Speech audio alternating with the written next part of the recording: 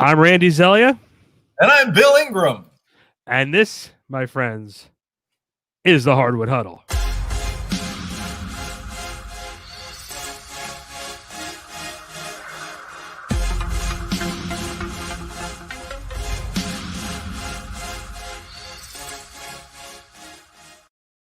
All right, welcome to another edition of the Hardwood Huddle. My name is Randy Zellea, along with the Emperor, the Supreme Leader himself, the Jedi Knight, in his new Death Star, live from his new Death Star office, the one and only Bill Ingram. Bill, what is up, my brother? How are you, my friend? Well, it's nice to just have the computer plugged in and I know where almost everything I need is, because as you allude to, we've been moving for the past 2 weeks. So it's been a little bit of a struggle to, I'm always walking around the house going, where is this? Where is that? But I've located the important stuff. So that's why we're back here, ready to rumble as we look at free agency and a very abbreviated NBA offseason that should be really interesting. And might as well jump right into it real quick. You can find all the archives of the Hardwood Huddle on all of your podcast platform, including backsportspage.com. Hey, guess what? We're on Spotify, Apple iTunes, Google Podcast. You want it, you got it. We're there, we're here, we're there, we're everywhere. Yeah, we've had some great guests like Larry Brown, Shane Battier, Dominic Wilkins, Derek Harper, Rolando Blackman, just to name a few. Download the archives now at backsportspage.com. All right, so it's funny you just said the abbreviated NBA offseason.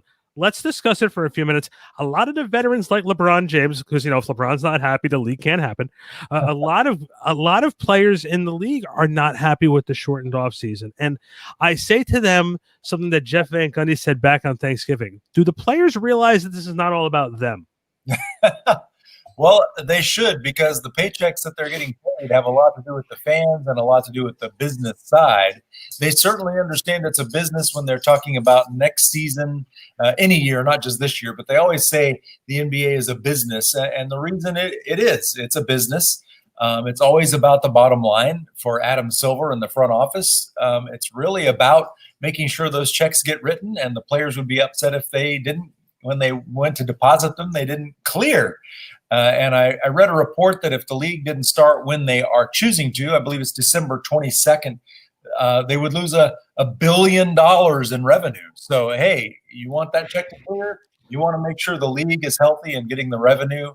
And let's just be honest, if you're not starting by Christmas, it's just wrong. I mean, everybody wants to watch the NBA on Christmas Day, and starting a couple days early, we're all going to be excited about it. Yeah, I really like the idea. I know there's still a lot of nuts and bolts and logistic things they have to work out. They have to figure out where the Raptors are going to play. Yeah, because they're from Canada. For those who don't know, anybody in? Yep, that's right. Maybe they'll play bubble. And then they have to wow, another bubble. And then they have to figure out. We'll talk about the bubble in a few minutes. But look, the other thing too is you have to decide. NBA teams have to decide what they're going to do as far as fans in the stadium. It's a real and media too. I think they're going to stick with the Zoom calls. I think that's, for at least for now, that's the best way of handling it. It's working with the NFL. It works with Major League Baseball.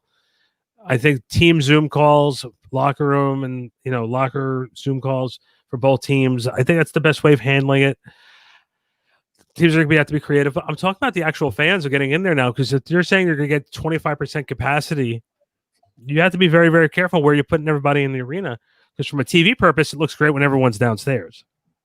For sure. And as someone who, I teach high school and college English composition, and the high school is doing it very differently from the college. The high school is basically anybody that wants to come for face-to-face instruction can come. And we've been buried in cases of students testing positive for COVID and then being quarantined.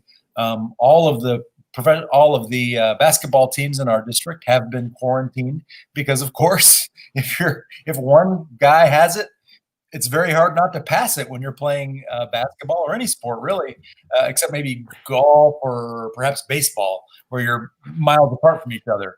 But the college, on the other hand, here in Dallas, the Dallas County College District is entirely remote. And while I really don't like teaching remote, I love being in front of a class and actually delivering instruction. But we don't have that issue of kids who are testing positive and infecting other students because Right. he's at home. So I see both ways. I think it's awfully tough to continue to not have fans in the stadium. But I think if you're going to have fans in the stadium, you damn well better have a plan in place to keep that distance at least until a week or so after January 20th, when we have a different approach to how to deal with the pandemic. And I have high hopes that the Biden administration, which will be made up largely of Obama administration people, will get this under control in a way that we haven't seen this year. That's my hope anyway. Yeah, my other big issue with the fans in the stands for the NBA games, it's a lot different than the NFL when you're outside and you have that being able to go all the way up. You know, the having the fresh air being in there. I think it's gonna be a much different story, and I'm very interested to see what the NBA comes up with, because they're not doing a bubble again. The player. You have the concourse as opposed to an outdoor venue, and people are trying to get in even to their seats. And we all know those are narrow hallways leading out to seats that are spaced very closely together. I, as someone who's 6'4", have a hard time sitting in, fortunately, I haven't had to do it for years, sitting in fan seats, which are almost one on top of the other to get you as close to the action as they can get you. That's a real challenge for the NBA, that, as you mentioned, the NFL, even baseball, doesn't face the same challenge. Hockey does, because they play in a lot of the same arenas. But trying to be that close and still distanced it's a challenge. And as you say, with the media, gosh, all it takes is for one blogger to come in with, and I say this as someone who would love to be in arenas, in locker rooms next year. That's a tough situation, because you infect a team, you infect a player. Now you've infected a team, maybe two teams, maybe then 2-3 teams by the time that someone tests positive, because you can go days and days and be a carrier. It just seems like a very tough situation. But we know that Adam Silver is committed to bringing basketball back. We all want to watch it. It's just a matter of putting it in the right situation so that we can have basketball and keep everyone safe at the same time. I think Adam Silver hit a home run with the bubble. No positive tests from the whole entire. Yeah, half-court shot. Not a home run. Come on now. yeah. He hit the game-winning 3 with the way he set up the bubble. It was perfect. Okay. Like, yeah. Yes, or Kevin Durant. Yeah, gotcha. No, because when the game's on the line, Kevin's really not taking that shot when he's the main man. I'll take it. Woo! KD, hey, MVP, Finals MVP in Golden State. I'm looking forward to seeing KD get back on the court, especially with Spencer Dinwiddie and perhaps LaMarcus Aldridge. All these rumors flying around. All right, so let's before we jump into that, one more thing about the NBA tip-off. It is not an 82 game season. It is a 72 game season, which I'm fired up about. I like you said before. One of the things that I love about Christmas Day is basketball, and playing and being able to watch the NBA on Christmas.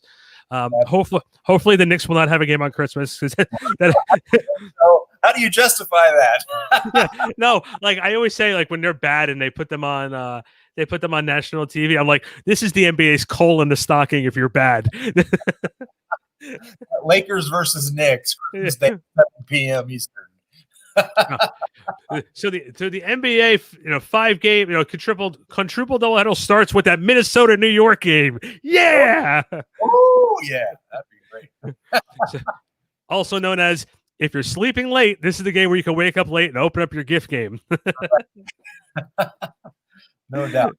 So I do like the idea of them starting on Christmas, or so at least being there for Christmas. The Lakers will have opening day and they'll have the ceremony. Whether they have people in the stands is going to be the key thing. Let's see where we are at that point as a society. Next topic: NBA offseason rumors going on. Look, let's start from the top. Let's start with Chris Paul. As soon as Billy Donovan walked out the door in Oklahoma City, the talk of moving Chris Paul had to come, because Sam Presti is not interested in winning right now. He is interested in winning 8 years down the road. I think his goal. Tires. Yeah.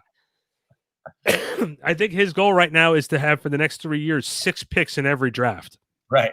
You know, Well, you saw, and we've talked about in this space many times, the Thunder were the great overachievers last season. They were supposed to be a lottery team. They were built on paper to be a lottery team, and they just were not. They were very, very good. In fact, it's one of the rare times where you see a head coach get fired for being successful, which is exactly what happened with Billy Donovan. He was fired because the team was too good. So you wonder now with Chris Paul showing that he can take a team of quote-unquote misfits and take them much deeper, much better than anybody thought they would be. Is this somebody that a team like Phoenix wants to invest in? Obviously, the Clippers have made their interest known, and he's the kind of guy that maybe could make a roster of Paul George and Kawhi Leonard make sense to the extent that it can make sense. But I got to tell you that Phoenix rumor is the one that I'm really interested in, because you've got DeAndre Ayton and Devin Booker coming into their own. And if you give them one of the great un-playoff rewarded setup guys in terms of Chris Paul, what could that do for that team? Or is Chris Paul too far past his prime to be that piece for a Phoenix team with a lot of young guys coming into their own all at the same time, as we saw in the bubble where they were amazing? And I think that's the question Suns management has to be contemplating as we get ready for the new season. I have a couple different feelings with Chris Paul. The first one being, and let's look from the Oklahoma City Thunder side first. Danilo Gallinari is a free agent as well. I believe has a player option. You have Chris Paul. Everybody wants Adams. Hey, yeah, everyone would love a Steven Adams on their team. If I had to start an NBA team, I think the second guy I would pick would be Steven Adams. So let's just throw that out there right now. My problem with Chris Paul, and it happened against the Houston Rockets in the first round of the playoffs. He always seems to come up a little bit short. When he was playing for the Clippers, and the Rockets too. Game was on the line. Either he was hurt or he ain't hitting that big shot. So if you're Phoenix, you have to question how good of a leader he is, and during the clutch, do you want the ball in his hands? Well, can he get you there, and then can Devin Booker deliver? Chris Paul is Robin. Let's make no mistake about it. Chris Paul is Robin. He is not Batman. If you put him on a team that has Batman, is Devin Booker Batman? And if he is, because Chris Paul with James Harden got within one win of the NBA Finals, and it was the frickin' Thunder. I mean the Golden State Warriors with Kevin Durant and Klay Thompson and Steph Curry who beat them. Any other year, they're in the finals. You just have this incredible Golden State team. And so Chris Paul with James Harden got you within a win of the NBA Finals, because James Harden is Batman for that team. So, but how many Batmans are actually out there in the league now that are like, if you look at the Golden State Warriors, I'm just going to use the Warriors, for example. You have Klay, Draymond. Draymond's definitely a Robin. Let's just put that out there right now. Yeah, Draymond's a Robin, but you have Klay, Steph, and now Andrew Wiggins, Andrew Wiggins is a Robin too. But when they had Durant, you had 3 Batmans. You did. Okay, so there's not a lot of. You've got a top this year to figure into that, whether that turns into a trade or whether that pick turns into someone they draft. Golden State's going to be stacked, fully stacked. And now I also have to ask this question, and we can go right down the league if you want me to. If I say to you, who is Batman in Atlanta? Well, you wonder, is it Trae Young?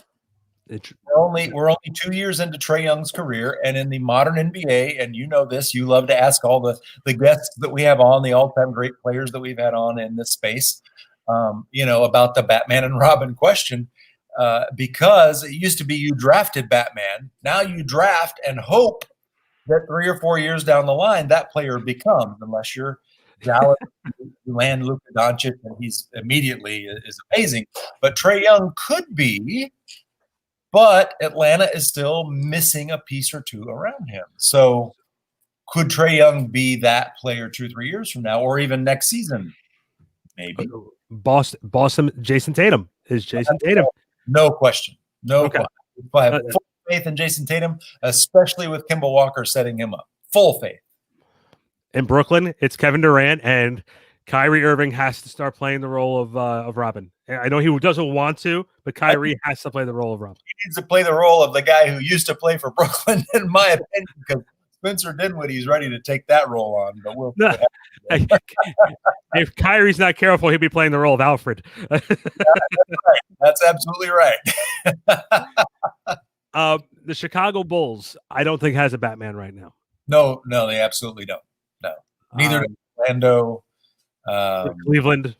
Cleveland. No, Cleveland is so far away from. Yeah, no. Please trade Kevin Love. Please. Yeah. Please. I was on a conference, Zoom. I was on a Zoom call with the Cleveland Cavaliers with what they call their media, and they didn't let me get any questions in from their because they only wanted their beat writers talking. They let me sit in on it. But Bickerstaff, the coach over there, he's like, "Yeah, we think we're not too far off from competing." I go, "For what? The YMCA championship? For a lottery pick, for the top pick?" Yeah, I guess you have Tristan Thompson who's sitting there who wants to be moved. You bring in Andre Drummond, and Andre openly is sitting there saying he did it on social media, sitting there saying, "I don't know why I'm in Cleveland." And it only made sense because they were going to trade Tristan Thompson to Houston, and that didn't happen. And so now neither Houston nor Cleveland makes any sense. Right. And it's like I said, you can just go down the line with a lot of these teams. You have Dallas, like you said, Luka, and very interesting to see where Kristaps Porzingis fits in this whole entire mess. Yeah. Well, just if he's healthy, that's the only. As we talked about with Derek Harper last week, if he's healthy, we know exactly where he fits. But he's not healthy a whole lot. So don't you need a number 2 guy like a Brandon Ingram or a Kevin Love to make Kristaps the guy that's a luxury when he's healthy, and when he's not, you keep winning? Yeah, that's the key. And then you have a team like Denver, by the way, with Jokic and Murray. That's a great 1-2 punch, and those guys take turns of who's Batman and who's Robin. They do, and I think they're solid, and I think that's one of those rare exceptions. You don't have to have the conversation about Batman and Robin because you have 2 consistent guys being able to be 20 and 10 guys. It's the rest of the lineup for Denver that has to step up. And you know who was a great asset to that team? He's a locker room guy. He's not going to give you 25 points a game, but he's a veteran. Is Paul Millsap. For sure. Paul Millsap, key to that team. Everybody in the league. He was tough for Utah. He was tough for Atlanta. Mental toughness is something you need in the locker room, and he brings that. But I think that Denver is still one key contributor short.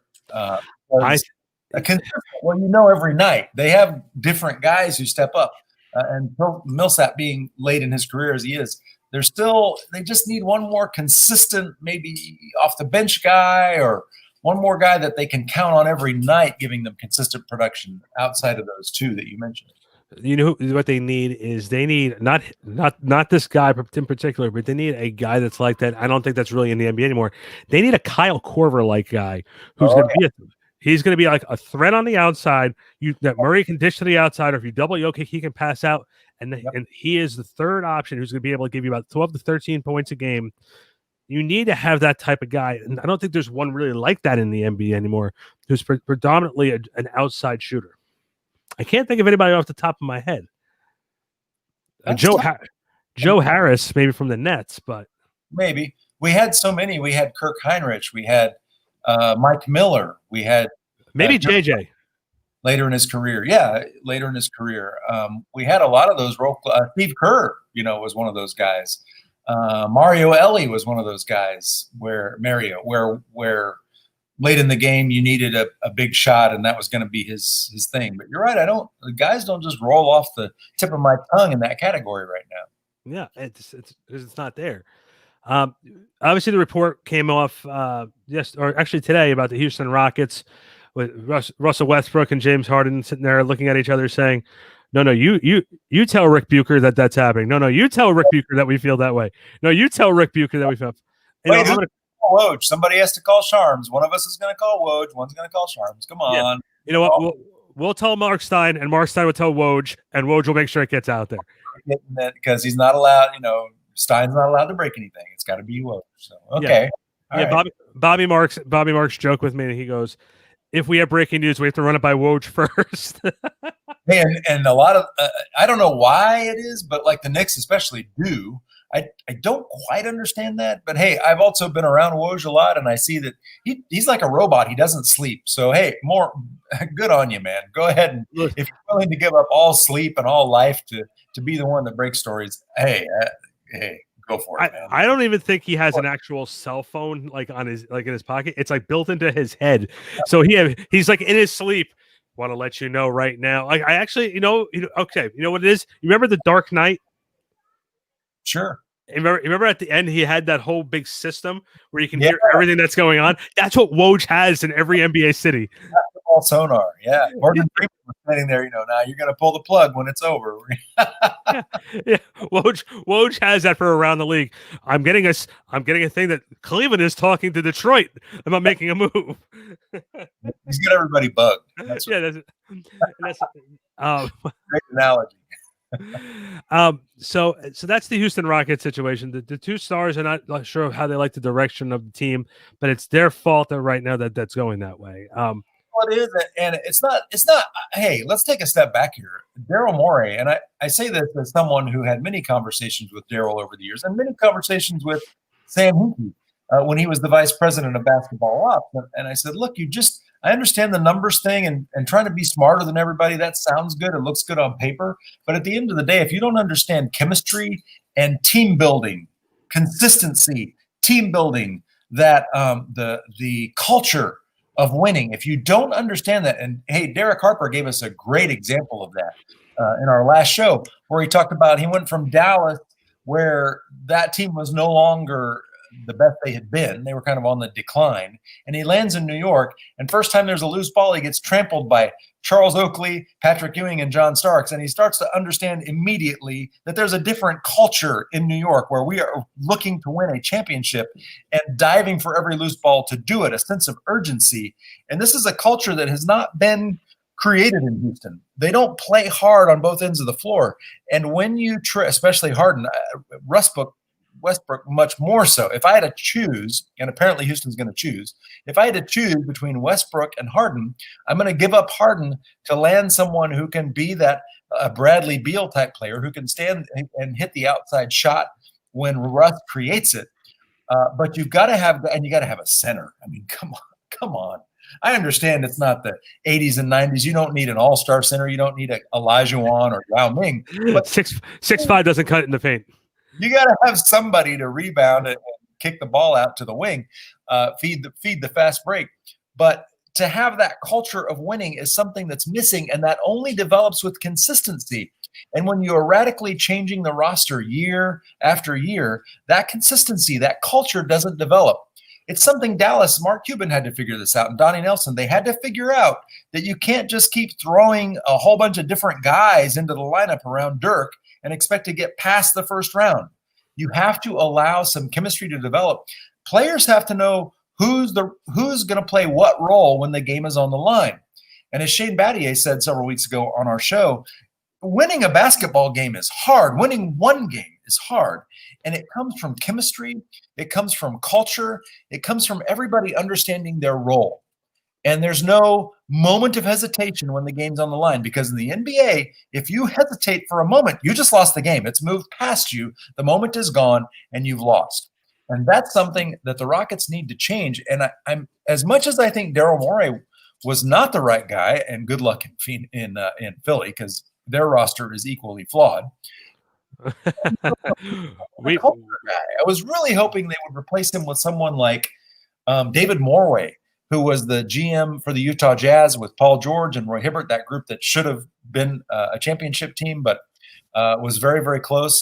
You've got to have someone who understands how to build a culture first, and then the wins and the contending will be a result of that culture. And the Rockets have not done that. They've made a lateral move, as far as I'm concerned, to fire Daryl and bring in someone else who was already there and was already a part of the culture that didn't work. So I'm not a believer in Houston. They've got so much work to do, and I don't think they can get it done in the climate of the West that's gotten so tough, and with Golden State being healthy is even tougher.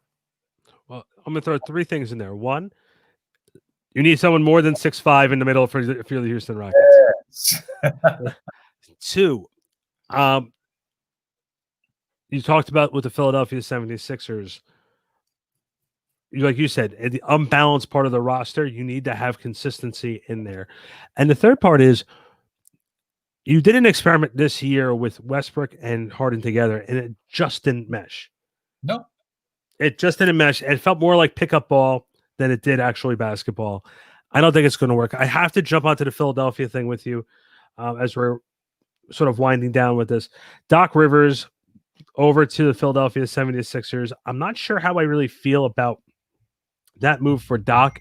I look at that roster, and I have no trust in Joel Embiid whatsoever. No trust whatsoever. Can't play a full season.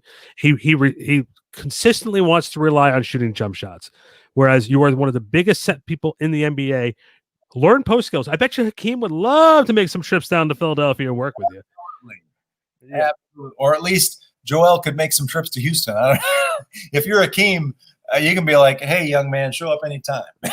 Yeah, come on down. I'm waiting for you. But it's interesting that Daryl's first thing was to float rumors that he wants James Harden, because I think Harden and Embiid could be an incredible combination if Joel could stay in the paint. If you get Hakeem is not interested in being on anybody's coaching staff, but if you could get Hakeem to come and instill that in Joel Embiid, who wants to be considered like Olajuwon and has incredible skills, but you've got to be able to use your size and your talent in the paint to complement. If it's going to be James Harden, I can't imagine. I really can't imagine Ben Simmons for James Harden. I mean, well, I was about to ask that question. What does Philly have to get James Harden? Nothing. But let's just say in Never Never Land, fantasy 2K basketball, that you have James Harden, Joel Embiid. Embiid has some work to do to be dependable in the post for that team to be really even a top 4 team in the extremely competitive East. I will tell you there would be one move that would work for that. You can take Ben Simmons and ship him over to Houston, but you have to throw Tobias Harris in there, which would balance. Which would balance out the Houston Rockets, then Tristan Thompson or Kevin Love or someone over 6'5". Hey, Tobias Harris and Westbrook and a center. Yes, sir. Absolutely. That team can compete in the West, but is that going to happen? Probably not. Probably not. I think Doc would grow his hair back and rip it back out if he had James Harden on his team. Erase that contract he signed. No, look, I didn't sign. It's smeared. That's not my name. I didn't sign that. I have an out clause out here. Out clause. Absolutely. Real quick, we were right before we jumped on. We talked about the free agent class. This is not a star-studded free agent class. Obviously, all eyes on Anthony Davis. On our next show, we'll go into more breaking down free agency, because I believe the free agency starts on November 22nd. So So next week we'll do a quick focus on the NBA draft, and we'll actually, here's what we'll do. We'll plan out the next 2 weeks for our audience right now. You ready? Next week we're going to go over our all-time draft winners, like the best picks in the top 10 over the last few years, and the top losers as well. And then the 2 weeks from now, we'll do the full free agency preview here on the Hardwood Huddle. Obviously, you see there's no guests. We're the guests. We're good enough to carry this. And then in a couple of weeks, once we get the season started, we'll have some more one-on-one or some more interviews for everybody. But we wanted to make sure we got back on the air and get back consistently with you guys. You can find all of our shows at backsportspage.com, Spotify, Apple iTunes, soon to be iHeartRadio Podcast Center. So that's the big announcement that I wanted to share with everybody. You can find the Hardwood Huddle, courtesy of Back Sports Page, on iTunes podcasts. So that's huge. And it's all because Bill Ingram. I say, hey, I know Bill Ingram. Oh. I can hear myself on Spotify. Yeah. I just want to let you know that's my actual phone ring now. It's someone's trying to call me. That's right. This is a Back Sports Page podcast. That's the phone. And Bill, to also sort of solidify our weekly return, we will have a trivia contest for a Back Sports Page t-shirt next week. Cool. All right. Mr. Ingram, would you like to let everybody know where they can find the Supreme Leader? Absolutely. I'm always on Twitter at the Rocket Guy. That's where I tweet anything, but especially NBA stuff. And if I'm writing about the NBA, you'll find me at backsportspage.com. I'm going to be doing some stuff this year back in locker rooms. I think I'm being dragged. It's too fun not if we're allowed, if media is allowed. And then of course my blog where I write about everything not NBA is ishmaelslegacy.com. And I always tweet that out at the Rocket Guy on Twitter too. So that's where you can find me for all the various whatever runs into my head to write about.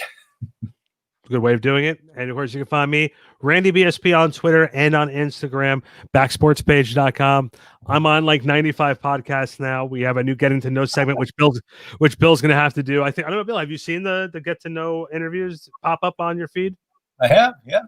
All right. Well, you're coming up, so be ready. So for that right there is the Supreme Leader, Bill Ingram. I'm Randy Zellea. We'll see you next week in the Huddle. I'm going to go watch Skywalker or maybe Mandalorian. We'll see. Baby Yoda in the house. All right, we'll see you guys next week.